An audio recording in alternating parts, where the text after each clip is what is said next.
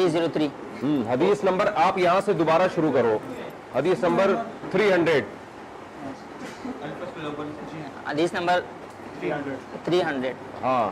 عن ابی ہریرہ رضی اللہ عنہ قال قال رسول اللہ صلی اللہ علیہ وسلم لا تقبل صلاة من احدث حتى يتوضا.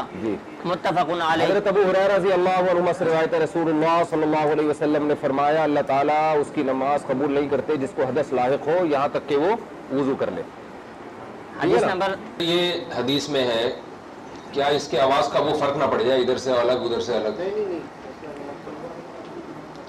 یہ جو حدیث ہے کہ اللہ تعالیٰ بغیر طہارت کے نماز قبول نہیں کرتے, ادھر توجہ بھائی ادھر توجہ کریں, بہت ٹائم ویسٹ ہوتا ہے یار اس کلاس میں. تو اس میں دو, یہ تو سب کو معلوم ہے, اس پر تو اجماع ہے کہ طہارت میں اگر پانی نہیں ہے تو پانی کا قائم مقام کیا ہے؟ تیمم ہے. تیمم مٹی پہ ہوتا ہے یا مٹی کی جسم سے ہوتا ہے. یہاں محدثین ایک مسئلہ اٹھاتے ہیں فاقد الطہورین کا.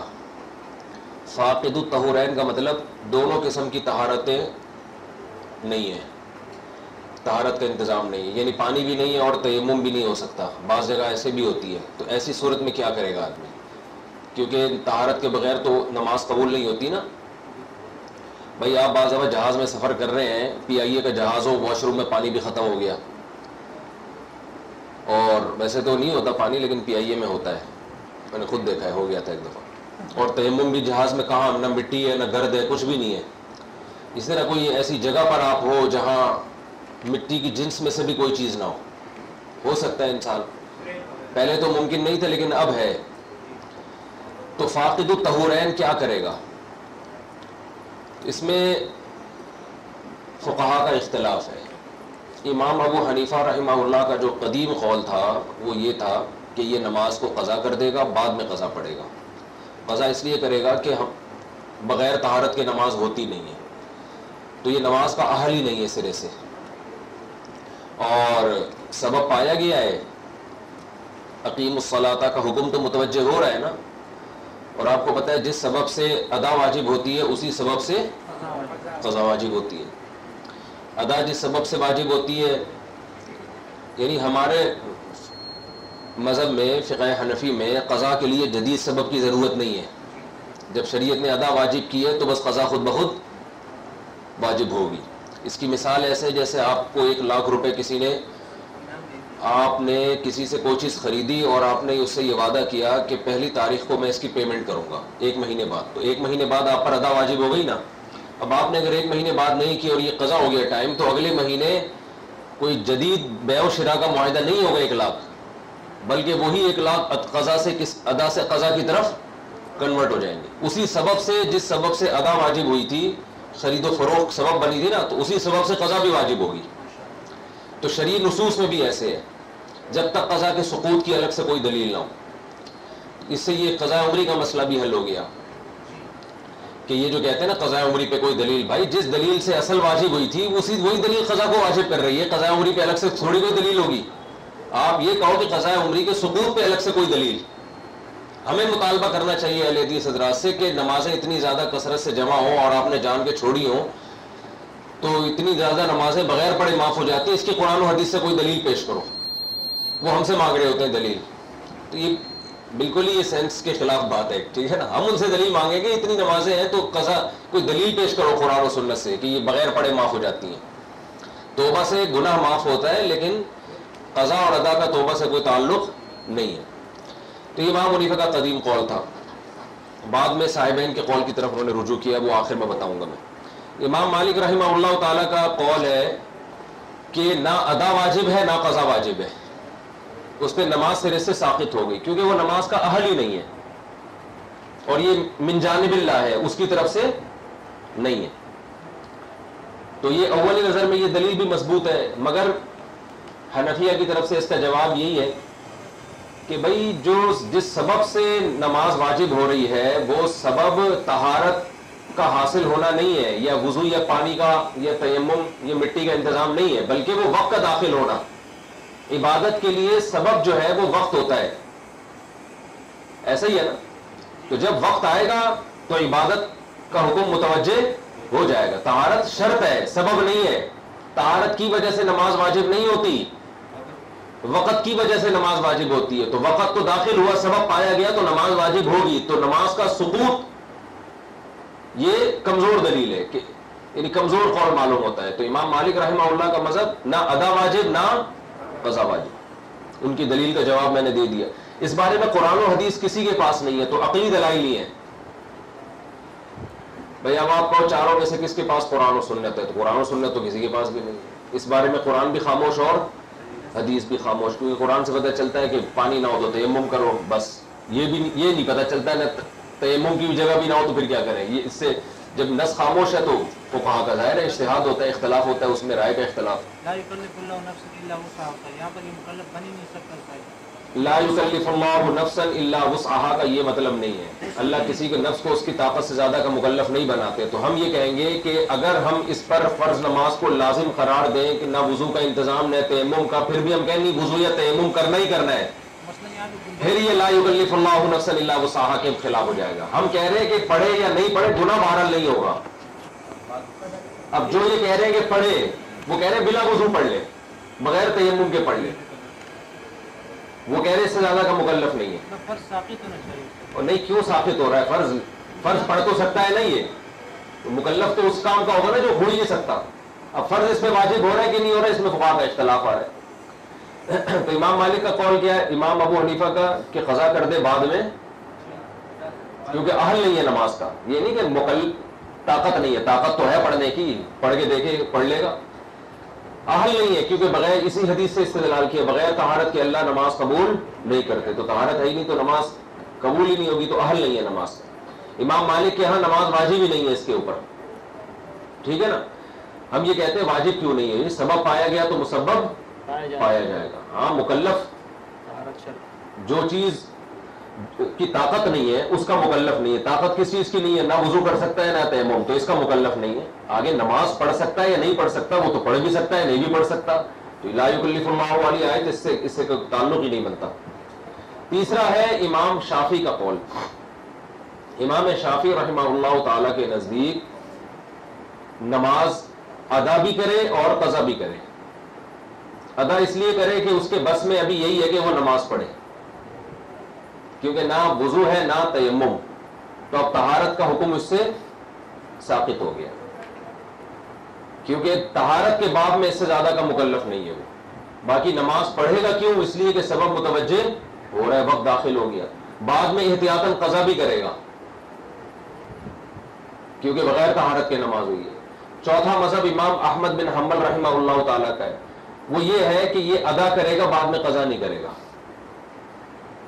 ادا کرے گا اس لیے کہ بھائی نماز تو اپنے وقت پہ ہی ہوتی ہے، اور بغیر طہارت کے ادا کرے گا کیونکہ طہارت اس کے لیے ممکن ہے نہیں. صحیح ہے نا. تو ادا کرے گا یہ، اور بعد میں قضا اس لیے نہیں کرے گا کہ جب ادا ہو گئی ہے اس سے زیادہ اس کے بس میں تھا ہی نہیں. تو اسی طرح اللہ نماز قبول کر لے گا، بعد میں قضا کی ضرورت نہیں ہے. اس بارے میں جو صاحبین کا قول ہے وہ، اور وہ اس طرف امام حنیفہ کا رجوع بھی ثابت ہے. تو اور حنفیہ کا مختلف قول بھی یہی ہے جو میں ابھی پانچواں قول بیان کر رہا ہوں. وہ قول یہ ہے کہ جب شریعت خاموش ہوتی ہے کسی مسئلے میں تو ظاہر ہے اجتہاد اور قیاس کرنا پڑتا ہے.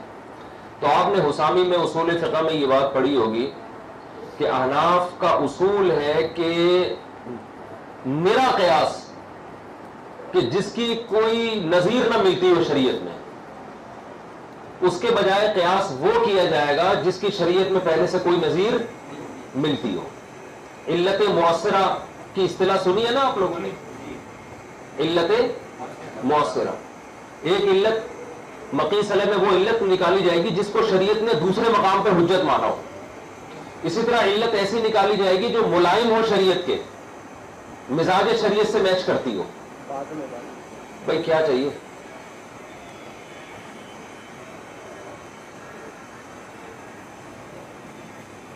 یہ ابھی پڑھنے کا ٹائم نہیں ہے نا، میں سائن کر دیتا ہوں پھر بعد میں مجھے دوبارہ پڑھا دینا. یہ وہ جامعہ کی طرف سے وہ میرے نام کے آگے کسی اور نے سائن. اچھا یہ امتحان سے متعلق ہوا ہے کہ کب شروع ہو رہے ہیں پرچے، اور کب امتحان کب شروع ہو رہے ہیں، پرچے کون بنائے گا وغیرہ وغیرہ. اچھا تو احناف کے ہاں اصول کیا ہے کہ بھئی علت وہ نکالی جائے گی جو مزاج شریعت سے میچ کرتی ہو، یعنی نصوص سے میچ کرتی ہو. تو یہاں بھی یہی ہے کہ ہم یہ کہتے ہیں کہ طہارت کے بغیر تو نماز کا انسان اہل ہی نہیں ہے. دیکھو اس کی مثال ایسی ہے کہ اگر آپ پہ غسل فرض ہے اور پانی بہت ٹھنڈا ہے تو پانی کو گرم کرنا پڑے گا آپ کو، ایسا ہی ہے نا. پانی گرم کرنے کے دوران اگر نماز قضا بھی ہو گئی تو بھی آپ بغیر غسل کے نماز نہیں پڑھ سکتے کہ بھی نماز قضا ہو رہی ہے تو قضا ہونے سے بچانے کے لیے فی الحال بغیر غسل کے پڑھ لو، ایسا نہیں ہو سکتا. وجہ اس کی ہے کہ پانی کے ہوتے ہوئے تیمم جائز نہیں، اور پانی موجود ہے تو اس کو گرم کرنا پڑے گا، تو تیمم کی طرف آپ جا نہیں سکتے. تو یہاں بھی مسئلہ یہ ہے کہ جب پانی موجود ہی نہیں ہے اور تیمم کی بھی جگہ نہیں ہے تو شریعت میں اس کی کوئی مثال ہی نہیں ملتی، بلکہ اس کے اگینسٹ کی مثال ملتی ہے کہ ایسے موقع پہ آپ نماز نہیں پڑھ سکتے، آپ نماز کے اہل ہی نہیں ہے. جیسے یہ حدیث میں آتا ہے لا تقبل الصلاۃ من احدث، حدث لاحق ہو تو طہارت کے بغیر نماز قبول نہیں ہے. تو آپ اس صورت میں نماز کے سرے سے اہل ہی نہیں ہے.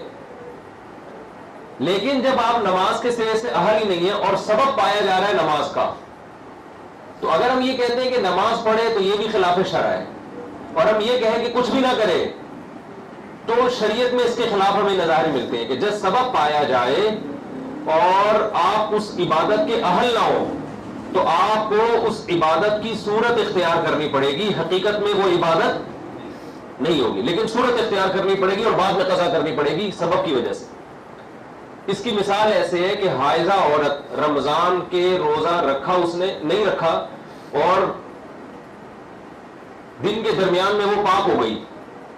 اب جب حائضہ عورت پاک ہوگی تو روزہ تو اس کا نہیں ہے، لیکن جب پاک ہو گئی تو رمضان کا جو فمن شہید منکم الشہر، رمضان کا مہینہ اس کی طرف متوجہ ہو گیا نا، کیونکہ پاک لوگوں کو روزہ چھوڑنے کی اجازت نہیں ہے رمضان میں. تو اب روزہ تو اس کا ہے نہیں، لیکن تمام فقہا کا اس پر اتفاق ہے کہ اس کے تشبہ بالصائمین اس پر فرض ہے. اب یہ پاک ہونے کے بعد افطاری تک کچھ بھی نہیں کھا پی سکتی ہے، تو روزہ تو نہیں ہے لیکن روزے داروں کی نقل اتارنا اس پر واجب ہو گیا کیونکہ سبب پایا جا رہا ہے. حالت اور یہ روزے کی اہل ہے نہیں، کیونکہ روزہ وہی کر سکتا ہے جو سحری سے پہلے نیت کی ہے، اس نے درمیان میں کھایا پیا نہ ہو. تو یہ بہترین مثال ہے ہمارے پاس. اسی طرح ایک اور مثال ہے کہ اگر کوئی غیر مسلم رمضان میں اسلام قبول کرے، اس نے صبح روزہ نہیں رکھا کیونکہ وہ کافر تھا، رمضان میں دوپہر کے وقت میں اس نے اسلام قبول کیا، تو اب فمن شہید منکم الشہر فلیصم، قرآن کہہ رہے ہیں نا جو رمضان کا روزہ پائے مہینہ پائے گا وہ کیا کرے گا؟ روزہ رکھے گا. تو سبب پایا جا رہا ہے نا روزے کا، لیکن یہ روزے کا اہل اس لیے نہیں ہے کہ اہل وہی ہوتا ہے جو سحری سے پہلے بھوکا پیاسا رہے. تو اب اہل بھی نہیں ہے لیکن سبب بھی پایا جا رہا ہے، تو اب اس پر بھی واجب ہوگا تشبہ بالصائمین کہ روزے داروں کی نقل کرے گی. اس کے لیے تمام فقہا ہے کہ کھانا پینا حرام لیکن صورتاً روزے داروں کی طرح رہے گا، یعنی صورت ایسی اختیار کرے گا جو کس کی ہوتی ہے؟ روزے داروں کی. کھائے گا پیے گا نہیں، جائز نہیں اس کے لیے کھانا پینا.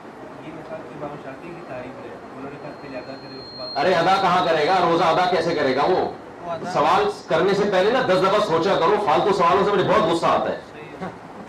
ہاں یہ ایسے تھوڑی کہ پھینکتے رہو بس ٹائم ویسٹنگ ہوتی ہے. اس سے 10 دفعہ پہلے سوچو کہ پوچھ کیا رہا ہوں میں.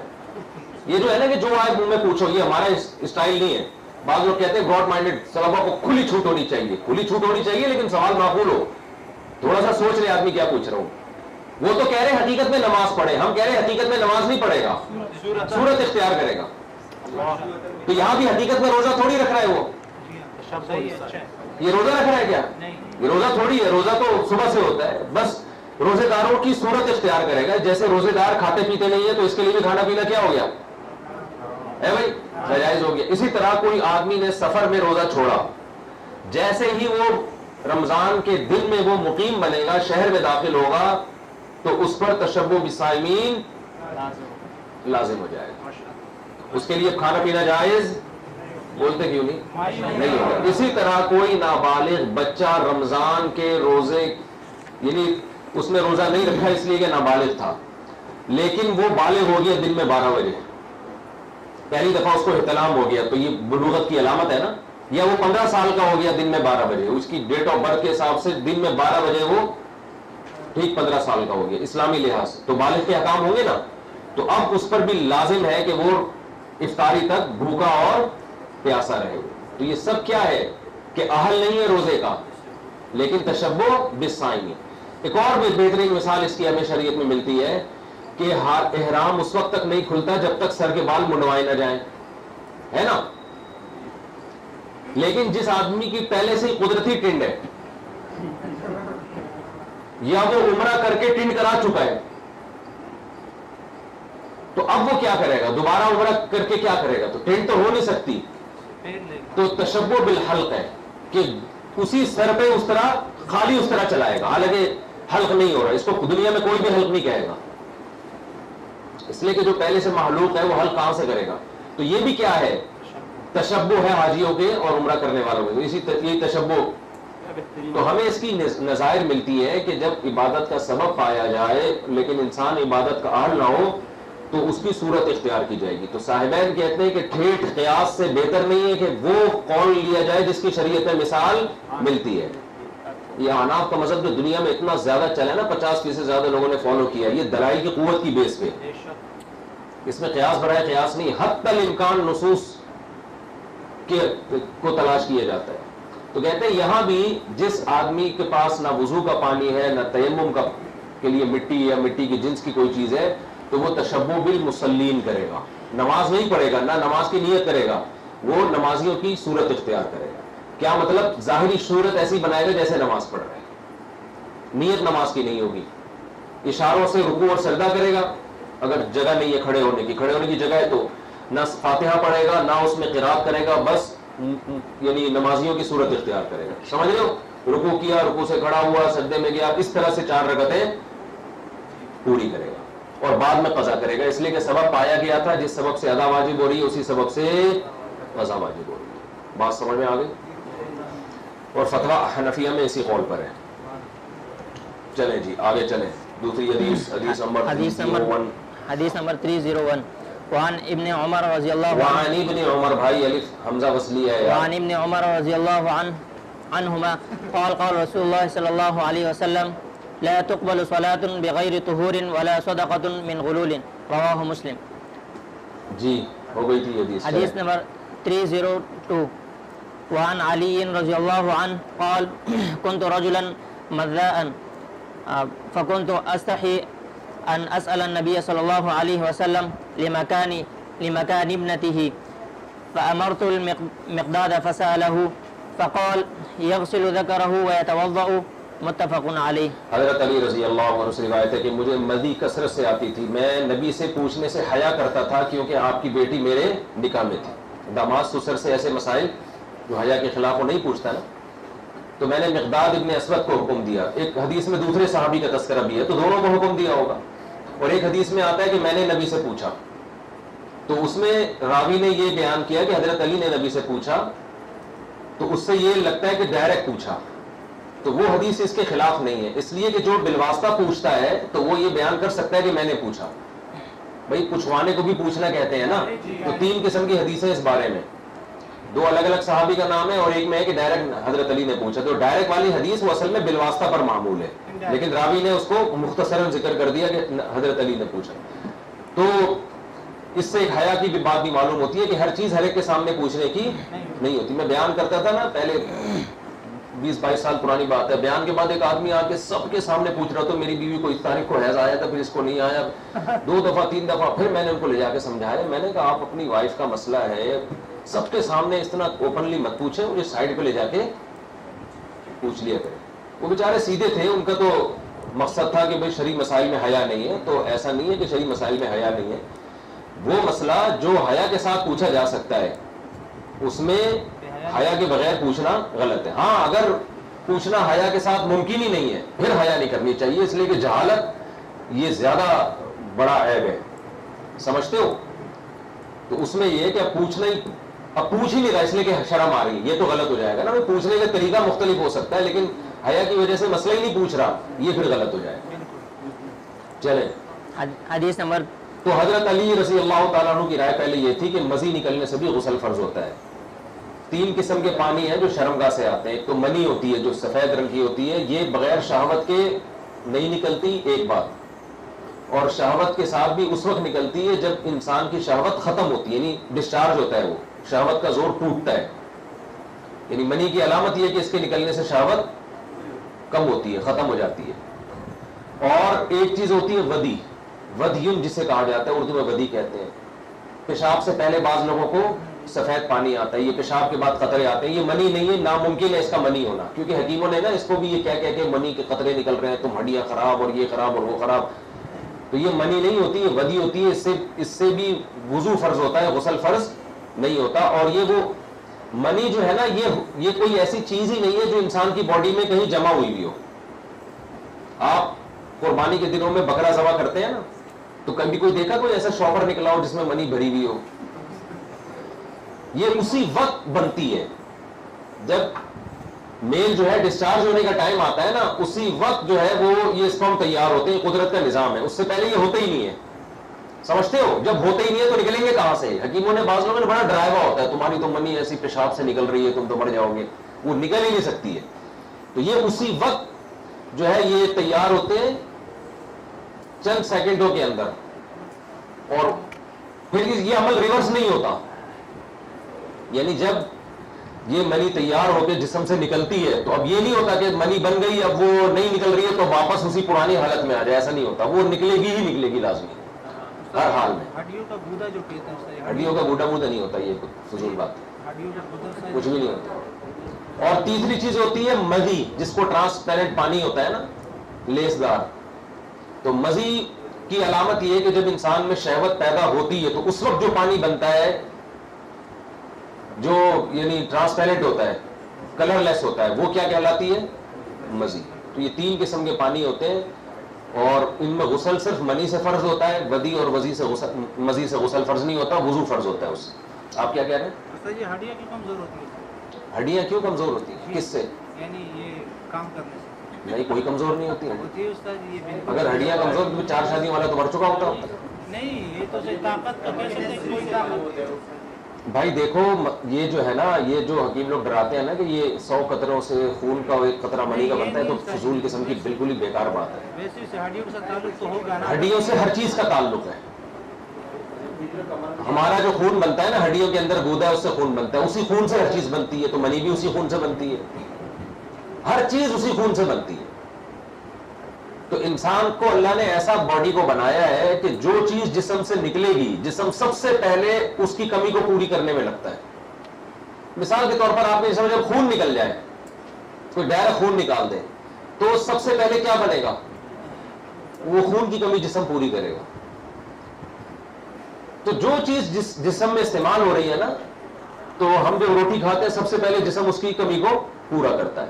تو اب اگر کوئی بھی چیز, صرف منی نہیں ہے, کوئی بھی چیز, جیسے آپ اپنی انرجی بہت زیادہ یوٹیلائز کر رہے ہو, بھاگ رہے ہو بہت زیادہ, تبھی تو دیکھو بھاگنے سے ٹانگیں مضبوط ہوتی ہیں. وجہ کیا ہے؟ جب آپ بہت زیادہ بھاگتے ہو تو جب آپ کھاؤ گے تو آپ کی وہ ہڈیوں میں جا کے لگے گا نا, کیونکہ ہڈیوں کو ضرورت ہے. آپ دماغی کام زیادہ کر رہے ہو, دماغ تھک رہا ہے آپ کا, تو پھر جب کھاؤ گے تو سب سے پہلے ریکوری کس کی ہوگی؟ دماغ کی ہوگی. ہر چیز میں ایسے ہی ہے.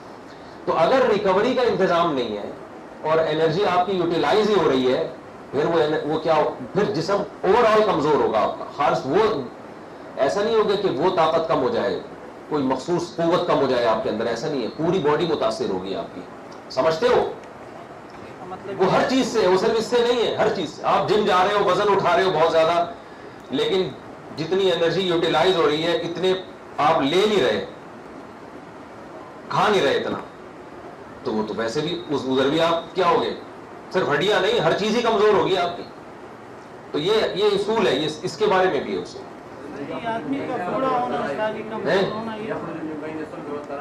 اس کا مطلب ہے کہ یہ کنایا ہے کہ انسان کی باڈی سے نکلتا ہے.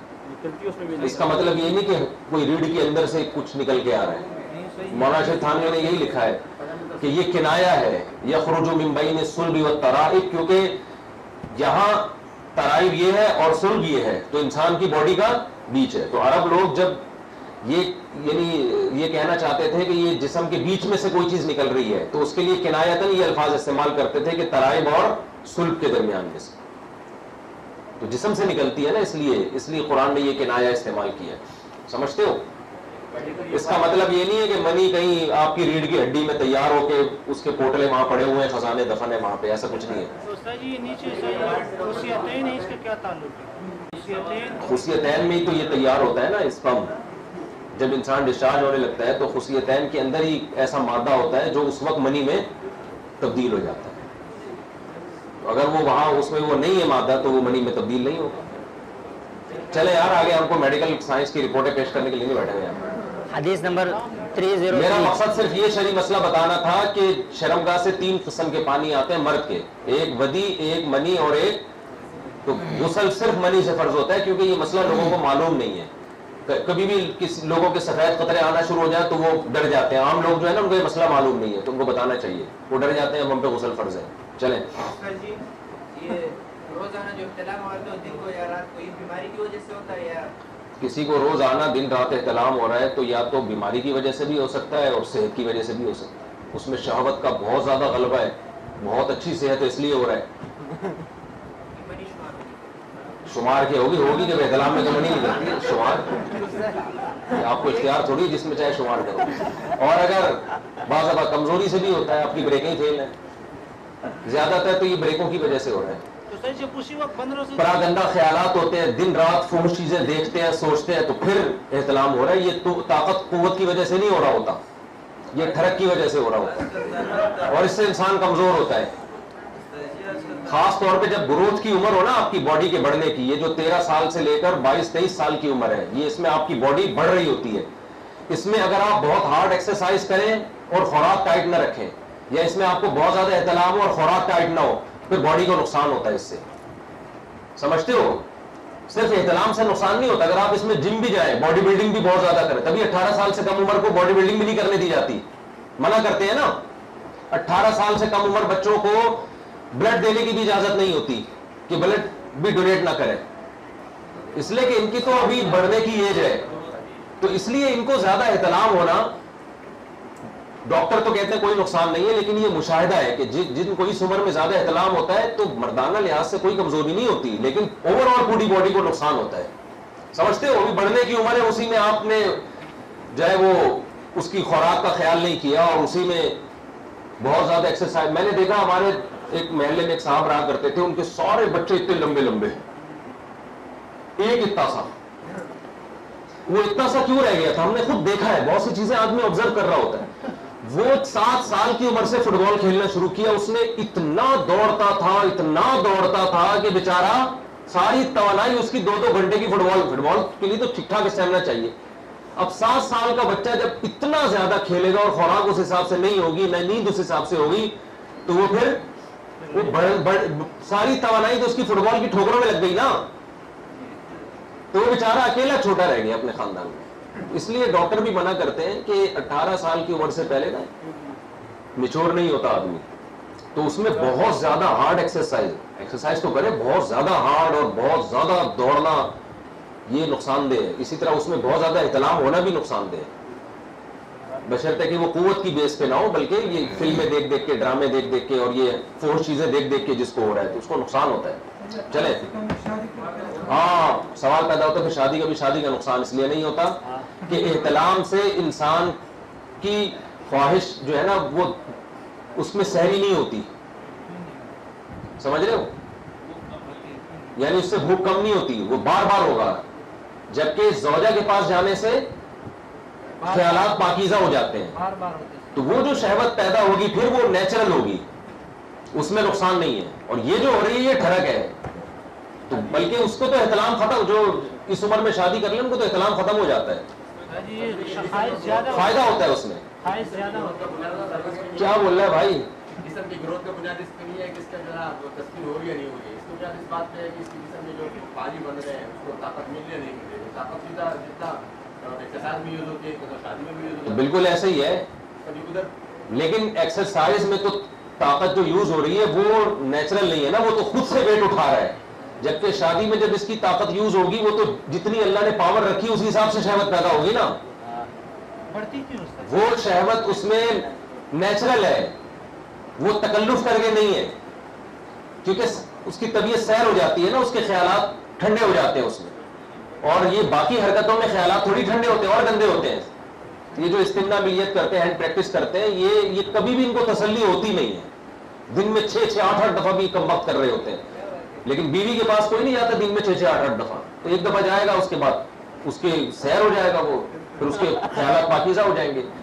خواہش بڑھتی ہے اس کی کیا ہوگا؟ چلے یار آگے چلیں. وعن ابي هريره رضي الله عنه کیا بات ہے؟ چلیں قال سمعت رسول الله صلى الله عليه وسلم يقول اس کے لینا شروع کر دیں اور کچھ نہیں ہے. چلے آگے. توضؤوا مما مست النار رواه دیکھو مسلم. بھائی, حضرت ابو ہریرہ فرماتے ہیں رسول اللہ صلی اللہ علیہ وسلم نے فرمایا جس چیز کو آگ نے چھوا ہو اس سے وضو کرو.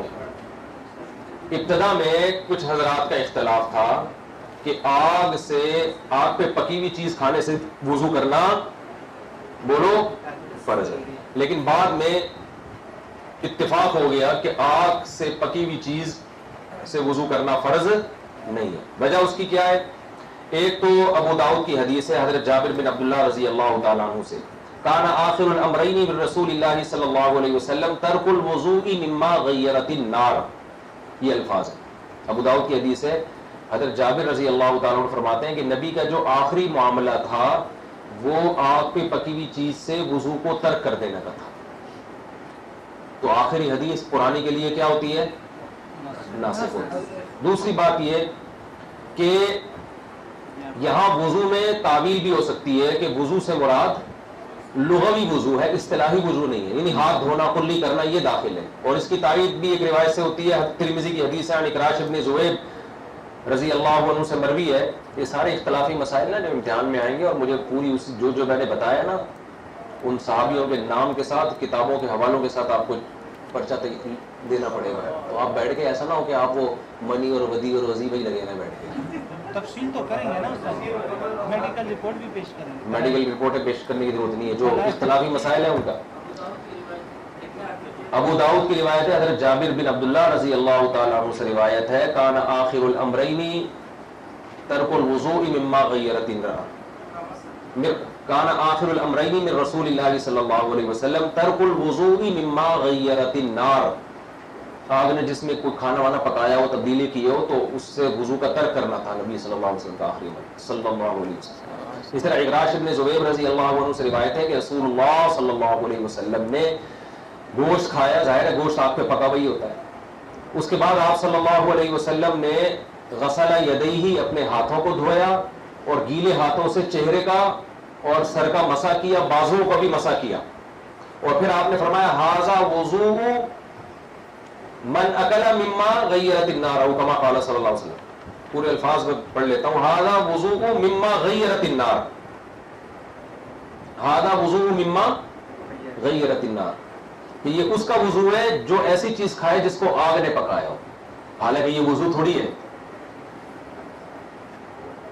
تو اس سے پتہ چلتا ہے کہ یہ لغوی وضو رہا, ہاتھ دھو لیے. گوشت میں ایک قسم کی گرمی ہوتی ہے, تو اس لیے آپ صلی اللہ علیہ وسلم نے گوشت کھا کے گیلے ہاتھوں سے چہرے کا اور سر کا اور بازوؤں کا مسح فرمایا. آپ حقیقت ہے گوشت ووشت کھا کے نا غسل کریں تو بڑا اچھا فیل ہوتا ہے انسان کو, بھوک جلدی دوبارہ لگ جاتی ہے. مجھے تو ایک حکیم نے بتایا, یہ جامعہ میں ہوتے ہیں حکیم, کیا میڈیکل ڈاکٹر بھی ہیں, تھوڑا نیم حکیم بھی ہیں, نیم ڈاکٹر نیم حکیم, دونوں نیموں کا مجموعہ, تو آدھے آدھے ہیں دونوں.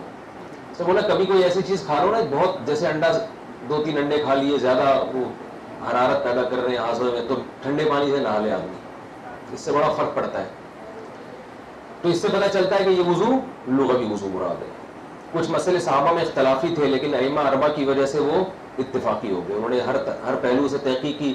یہ جو اہل حدیث حضرات کہتے ہیں نا شروع میں ایک فقہ تھا بعد میں 4 بن گئے, یہ بالکل غلط تعبیر ہے. شروع میں کئی سارے فقہ تھے, سمٹ کے 4 میں بند ہو گئے. آگے بھی آ رہے ہیں, کچھ مسائل اختلافی تھے صحابہ میں, لیکن ائمہ اربعہ میں اس پر اجماع ہو گیا. حالانکہ صحابہ میں اختلافی تھے وہ, کیونکہ ائمہ اربعہ نے ہر طرح سے قرآن و حدیث کو سمیٹا ہے. صحابہ میں ایسا ہوا کہ ایک کے پاس ایک حدیث پہنچی, دوسرے کے پاس وہ حدیث نہیں پہنچی, تو ان میں اختلاف ہو گیا. لیکن ائمہ اربعہ نے تو کریکشن کی نا, اور اس پہ بڑی زبردست بحث کی ہے. تو ائمہ اربعہ کی وجہ سے امت میں اختلاف پیدا نہیں ہوا, اختلاف कम हुआ है, समझते हो? अच्छा भाई चले आगे। हदीस नंबर 304 قال إن رسول الله صلى الله عليه وسلم أكل كتف شاة ثم صلى ولم آپ صلی اللہ علیہ وسلم نے يتوضأ بکری کا شانہ کھایا، نماز پڑھی اور وضو نہیں کیا. تو یہ خود اس کی علامت ہے کہ یہ جو وضو کا حکم تھا یہ منسوخ ہے.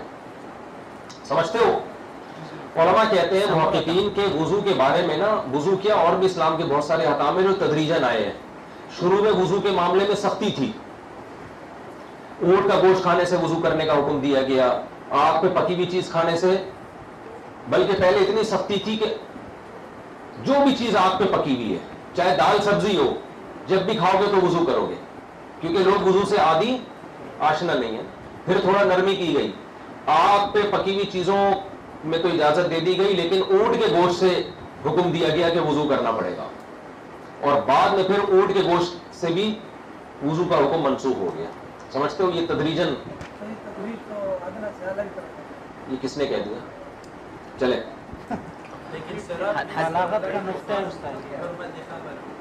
حرمت خمر میں اس کا الٹ ہے. نہیں، وہ بھی ایسے ہی ہے. بعض چیزوں میں الٹ ہے، بعض چیزوں میں اس طرح سے الٹ ہے. حرمت خمر میں شروع میں حکم دیا گیا کہ نماز میں نہ پڑھو، نہ پیو شراب، اس کے علاوہ پی سکتے ہو.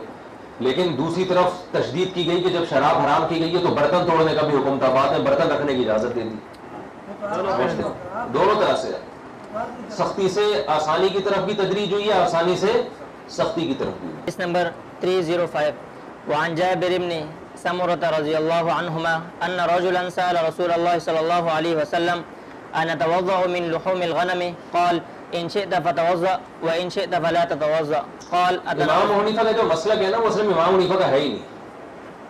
امام صاحب کے پاس تو ایک شورا تھی اہل کوفہ کی، 40 آدمیوں کی، کئی دن اس میں بحث ہوتی تھی، پھر اس مسئلے کو لکھا جاتا تھا. تو اکیلے امام صاحب کی رائے نہیں ہے. پھر فقہ حنفی میں صرف امام حنیفہ کی رائے کو نہیں دیکھا جاتا. بھارے امام حنیفہ تھے تو انسان نا، غلطی تو ہو سکتی ہے ہر انسان سے.